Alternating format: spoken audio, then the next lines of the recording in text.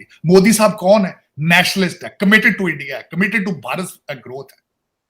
Doctor साहब ये चीमा साहब कौमें तरक्की इसके बगैर नहीं कर सकती। ये एक धोखा है, एक फ्रॉड है। और इस वक्त अमेरिकन खुद गिरना चाहते थे, गिर रहे हैं। और ये मजे की बात बता दो, कौमें जब खत्म होने की साइड पे जाती हैं, वो अपने कपड़ों को आग लगा के तो तालियां बजाते हैं, जश्न मनाते हैं, कहते हैं लो look at this how pretty is this fire is, we are enjoying this fire. अपने जिस्म को आग लगा के जश्न मनाते हैं। आप पाकिस्तान 76 साल से ये कर रहा है, अपने ही कपड़ों को आग लगा के आप कर्जे पे कर। देखें चीमा साहब, आपका अगर जब IMF का कर्जा अप्रूव होता है, आपका जश्न का समा होता है पाकिस्तान। मुबारक है, और मुबारक भाईजान, पैसे पैसे नारे लगते हैं चीमा साहब, पैसे फूलों की पत्तियां बिछाई जाती हैं। IMF कर्जा आ गया, कर्जा आ गया। तो चीमा साहब दर हकीकत इसमें कोई दो राय नहीं है, फंडामेंटल चीजें हैं। जज्बों के बगैर कौमें ना जंगें जीती जाती हैं, ना कौमें तरक्की कर पाती हैं। और जो कुछ पुतिन कर रही है, I justify him for doing it.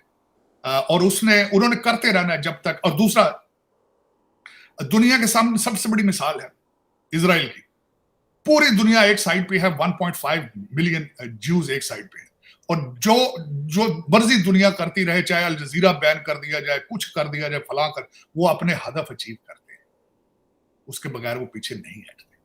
This is how, इस तरीके से कौमें आगे जाती हैं, कौमें एग्जिस्ट करती हैं, कौमें तरक्की करती हैं।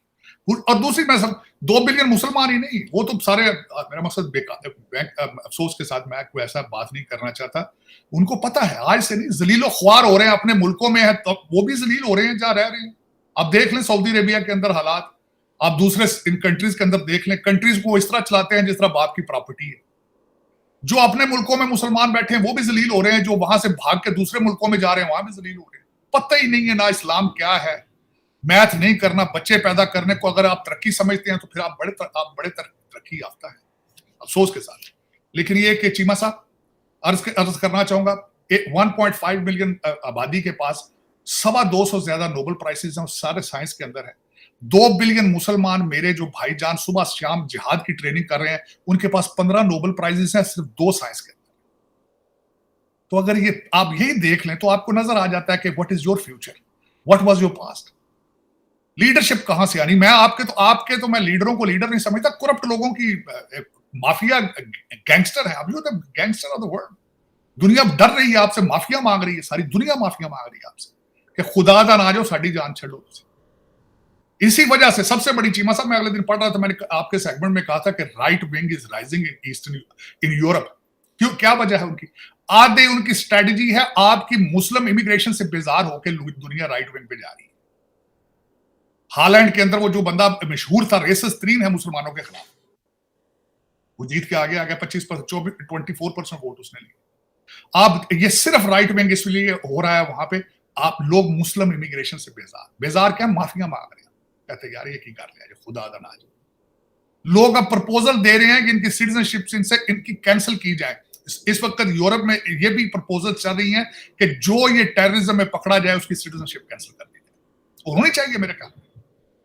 क्रिश्चियन कंट्रीज में आते क्या लेने हो भाई? अगर इंटीग्रेट नहीं कर सकते हो तो जाओ सऊदी अरेबिया, जाओ उम्रे करो फ्री, सुबह शाम जूते खाओ फ्री, उम्रे करो, जूते खाओ, गरीब मस्कीन। आपको तो पाकिस्तानियों को सबको पता है कि द सऊदीज और मिडिल ईस्ट में आपको they don't treat you as a human. वो आपको हाफ ह्यूमन समझते हैं, वो समझते हैं दिस इज हाफ ह्यूमन है आप। गरीब मस्कीन आपको सारा दिन रफीक कहते हैं, या रफीक यल्ला यल्ला, आप खुश होते हैं? वो तो हम कहते हैं मदद, हम उनकी मदद करने लगे हैं रफीक के। ताड़ साहब ये तो नहीं, चीमा साहब जिस कौम को ये ना पता हो कि रियाल के ऊपर अरबी लिखी है उसको फ्रंट जेब में हम डाल सकते हैं, गुनाह तो नहीं है, उस कौम का क्या? शीमा साहब आप मुझे ये बताएं, मैं छोटी सी मिसाल 76 साल हो गए, 76 साल हो गए। एक बंदा मैंने कल भी कहा था, वो शोफ जो था बंदा, वो कैंसर का इलाज कर रहा था, बाईपास सर्जरियां फूंकों से कर रहा है। एक मुर्शिद अंदर बैठा है जो पावर में ही शादी किसी से करने की वजह से जिन्नात के साथ एटॉमिक पावर को चलाता है, जिन्नात के साथ 2018 से लेकर 2023 तक जिन चलाते रहे आपको एटॉमिक पावर। चीमा साहब आप इससे आपका फ्यूचर प्रोडिक्ट, आपका ख्याल दुनिया नहीं कर रही है आपका फ्यूचर। लोग आपसे भी डर रहे हैं, मैं पाकिस्तान से डर रहे हैं। मैं तो समझता हूं इस वक्त पाकिस्तान में पाकिस्तानी है ही रहा ही कोई नहीं, सारे बेचारे भाग गए हैं या भागने की कोशिश कर रहे हैं। लेकिन चीमा साहब दुख है, अफसोस है, और खैर चले, बात तो हम अमेरिका की कर रहे थे, लेकिन वैसे अमेरिका के मैं हालात भी सवाल करना चाहता हूँ, शी जिनपिंग जो हैं वो जितना फ्रांस गए हैं और फ्रांस उनको बड़ा वेलकम कर रहा है, और शी जिनपिंग ने अमेरिका को तो ये ट्रस्ट नहीं दिलवाया था कि हम रशिया को वेपन नहीं देंगे, लेकिन उन्होंने फ्रांस को ये ट्रस्ट दिलवाया है कि हाँ हम रशिया को वेपन नहीं देंगे। और खास तौर पे ये जो फ्रांस चाइना के नजदीक हो रहा है, ताड़ साहब आप कैसे देखते हैं इसको अमेरिका के हवाले से? अब यूरोपियंस क्यों अमेरिका से परेशान है, क्यों वो समझते हैं कि ये हमारा ख्याल नहीं कर सकता, और अब वो चाइना के साथ हर कीमत में अपना जो है वो ताल्लुकात को बहाल करना चाहते हैं? कैसे देखते हैं ताड़ साहब ये जो फ्रांस का, और France emerging as a leader of the European Union, क्योंकि उन्होंने यूरोपियन यूनियन की चीफ को भी साथ बिठाया हुआ है एमैनुअल मैक्रोन ने बात करने के लिए, इसको कैसे देखते हैं? How the Americans will look these optics? Cheema साहब, अमेरिकन अपनी शिकस्त तस्लीम कर चुके हैं, उनकी सेहत पे अब कोई असर नहीं। टोनी बिल्कन का चाइना का दौरा नाकाम हुआ है, बल्कि बेइज्जती करा के वहां से निकले हैं। उन्होंने क्लियर कहा है, उन्होंने कहा तुसी साडे नाल पंगा लिया, उड़ा के रख लेंगे फड़। और चीमा साहब, यहाँ पे मैं बताना चाहूंगा कि मैक्रॉन जो है, मैक्रॉन एक तो आपको ये भी पता पिछले साल चाइना खुद गए थे वो, और उसके बाद आज भी जो वो, बल्कि ये दौरा है मैं समझता हूं ये बिल्कुल सही अक्कासी है मैक्रॉन की फ्रस्ट्रेशन की, जो उन्होंने पिछले हफ्ते तकरीर में कहा था कि we are not an American vessel. ये एक अक्कासी है उसकी। दूसरी एक मैं ये समझता हूं बात कि इस वक्त यूरोपियन ये भी समझ रहे हैं कि अब आहिस्ता आहिस्ता फ्यूचर में अमेरिकन अपने इंफ्रास्ट्रक्चर को भी बिल्ड करेंगे, और अगर डोनाल्ड ट्रंप जीत गया तो उन्होंने वैसे ही यूटर्न मारना है, नेटो को तो वैसे ही खत्म हो जाना नेटो। उसकी वजह यह है कि नेटो आज की नहीं हार रही है, और सबसे बड़ी मैं जो बताऊंगा मैक्रॉन का खौफ और यूरोपियन यूनियन का खौफ बिल्कुल ठीक है। फाल ऑफ काबुल के बाद अमेरिका के साथ कौन चलना चाहेगा, जो खुद अपने बच्चों की 11 बच्चों की 17 18 साल की लाशों को उठा के आधे रात को भागे थे वहां से, आधी रात 85 बिलियन का असला छोड़ के भागे वहां से। इस तरह भी कोई भागती है सुपर पावर, इसको आप सुपर पावर कहेंगे? आप परेशान ना हो तो क्या हो, उनको तो नींद नहीं आनी चाहिए यूरोपियन यूनियन, और सही उसने कहा। और दूसरा चीमा साहब, आप ये कहते हैं चाइना प्रेसिडेंट शी, मैंने आपको ये कहा था कोई एक चीज तो नहीं, there are list of accomplishments of President Xi. सबसे बड़ी अचीवमेंट मैं समझता हूं इस सेंचुरी की है जो उन्होंने सऊदी अरेबिया और ईरान की सुलह कराई है बीजिंग के अंदर बैठ के। और मैंने आपको कल बताया कि इस वक्त भी उनका इन्फ्लुएंस ये है कि अल फतह और आपका हमास दोनों आपको बीजिंग में जाके मिल रहे हैं। इससे बड़ा तमाचा अमेरिकन फॉरेन पॉलिसी पे क्या होना है? लेकिन ये कि उनकी सेहत पे असर ही कोई नहीं। चीमा साहब, जब आप नशे में हो, आप चीमा साहब दर हकीकत लोगों को शायद अंदाजा नहीं है, वीड एक ऐसी चीज है मरवाना, अगर वो पी ली जाए ज्यादा उसकी पी ली जाए तो उसका बड़ा असर होते हैं। बिल्कुल इस वक्त यही समझ लें कि अमेरिका रोज डेली बेस पे दिन में 3 दफा वीड पी रहा है, बिल्कुल इसी तरह बिहेव कर रहा है अमेरिका। Exactly right, exactly. उसको कोई पता नहीं, कपड़े फट रहे हैं, आग लग गई है, ज़ॉम्बी बन चुका है इस वक्त पूरा अमेरिका, कोई पता ही नहीं उसको क्या हो रहा है, कोई not at all, and they don't care at all. इनको ये नहीं पता चीमा साहब, डी डॉलराइजेशन शुरू हो चुकी है। ब्रिक्स ने जिस दिन अपनी करेंसी बना ली, इनके बच्चे बीजिंग में ऊबर चलाएंगे, डोर डैश डिलीवरी करेंगे। American, white American I'm talking about, I'm not talking about मैं कौन सा अमेरिकन हूं चीमा साहब, मैं तो कहीं से आया हूं खुद। ये जो लोग इस वक्त हमास के झंडे लहरा रहे हैं, अमेरिका का झंडा जला रहे हैं, ये डोर डैश चलाएंगे। उसकी वजह यह है कि जिस दिन डी डॉलराइजेशन शुरू हो गई, करेंसी इनका फॉरेन रिजर्व किसी और करेंसी में आए, नंबर 1।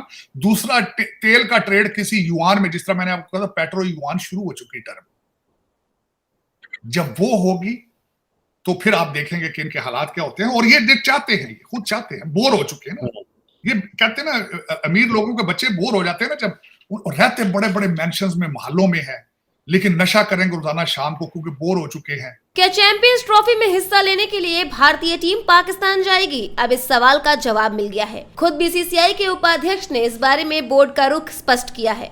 बता दें कि पाकिस्तान में अगले साल चैंपियंस ट्रॉफी होने वाली है। भारत इस टूर्नामेंट में भाग लेगा या नहीं, इसको लेकर कुछ भी स्पष्ट नहीं है। हालांकि पाकिस्तान क्रिकेट बोर्ड पूरी कोशिश में है कि टीम इंडिया इस टूर्नामेंट में हिस्सा ले। वह भारत के मैचों के लिए प्लानिंग भी बना रहा है। पीसीबी का कहना है कि चूंकि पाकिस्तान भारत में वनडे वर्ल्ड कप खेलने आई थी, इसीलिए भारत को भी पाकिस्तान में चैंपियंस ट्रॉफी में हिस्सा लेना चाहिए। राजीव शुक्ला ने सोमवार को कहा कि सरकार की अनुमति के बाद ही भारतीय क्रिकेट टीम को पाकिस्तान में अगले वर्ष होने वाली चैंपियंस ट्रॉफी के लिए भेजा जाएगा। बीसीसीआई के उपाध्यक्ष ने कहा कि चैंपियंस ट्रॉफी के मामले में हम वही करेंगे जो सरकार हमसे करने को कहेगी। हम अपनी टीम तभी भेजते हैं जब सरकार हमें इसकी इजाजत देती है। हम सरकार के निर्णय के अनुसार चलेंगे। आईसीसी चैंपियंस ट्रॉफी 2025 की मेजबानी पाकिस्तान के पास है। पाकिस्तान क्रिकेट बोर्ड यानी पीसीबी ने इस टूर्नामेंट को अपने यहाँ आयोजित करने के लिए तैयारियां भी शुरू कर दी है। ऐसा माना जा रहा है कि लाहौर, कराची और रावलपिंडी में चैंपियंस ट्रॉफी के मैच खेले जाएंगे। अभी टूर्नामेंट के लिए हालांकि तारीखों की घोषणा अभी तक नहीं हुई है। गौरतलब है कि दोनों टीमों ने पिछली बार 2012-13 में सीमित ओवर की द्विपक्षीय श्रृंखला खेली थी। उस वक्त पाकिस्तान ने भारत का दौरा किया था, लेकिन भारत ने 2007 के बाद से ही पाकिस्तान के खिलाफ कोई भी टेस्ट खेलने से इनकार कर दिया है, जब दोनों टीमें आखिरी बार भारतीय सरजमी पर आपस में भिड़ी थी। पिछले साल भारत ने पाकिस्तान में एशिया कप मैचों के लिए अपनी टीम को भेजने से साफ इनकार कर दिया था और अंततः एशियाई क्रिकेट परिषद को इस प्रतियोगिता के लिए एक हाइब्रिड मॉडल अपनाना पड़ा, जिसके तहत अधिकांश मैचों का आयोजन श्रीलंका में हुआ।